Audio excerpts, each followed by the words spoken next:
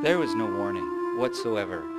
You have a wall of water traveling 100 miles an hour, coming out of nowhere. It's a sunny day, beautiful, serene, quiet, and suddenly their world changes in a way they could have never imagined.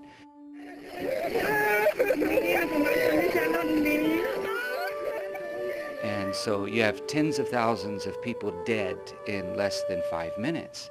We hear about it at Hillcrest Church, and the reason that it gets our interest is because of relationship. We know Hin Yong Koo, who lives not far from that area in Singapore.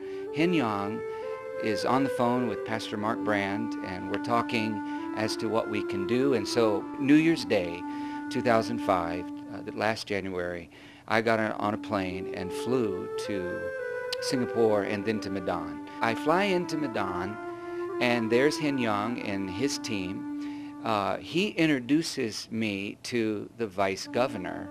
And so you have this opportunity to be able to get into places because of divine appointments and relationships that only God can give. And that's the beautiful thing about the kingdom, which enabled me to tell a story to Hillcrest Church, pass it on to the WME office, and sent out to pastors, and people respond by giving. And a lot of good has been accomplished. Thousands upon thousands of dollars have been given. But then you have the spiritual needs in the largest Muslim nation in the world, where you have a tsunami that hits what is literally called the gates to Mecca. It's predominantly Muslim, totally against Christianity, but now the gospel is being preached. Lives are being changed, people are being saved, because God takes tragedy and turns it into triumph. On April 18th, a team from WME left for Indonesia, and we visited that part of the world that had been so devastated. Steve Dixon, Dana Moyer, Pastor Harry Saylor, who is the Director of Missions for WME, myself, Robert Malone, and one of the men from my church, Mark Mullen, made this journey. One of the highlights of our trip was when we met with Pastor Papahan in the city of Medan.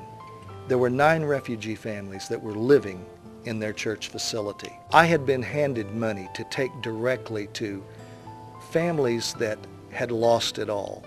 And so when I told Hin Yong and he introduced me to Pastor Papahan, they told me of these refugee families. And we had one of the most wonderful receptions where we handed these monies in an envelope to those thankful and appreciative families. We were privileged and thrilled to meet with the governor, Governor Rudolph Pardidi, and his lovely wife in their wonderful home for a reception and dinner.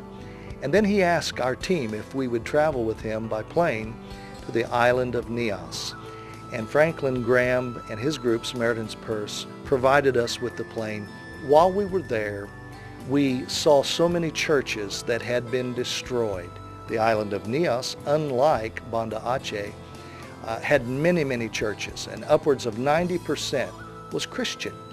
But the churches had been devastated. And so much of the funding has gone toward the rebuilding of those churches, and I understand it continues to this day. Great things are being done through a partnership of International Christian Mission, the Samaritan's Purse, and WME.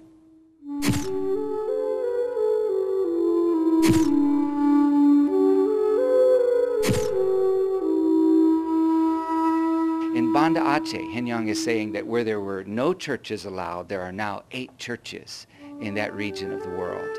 So the gospel is being preached, churches are being built, lives are being changed.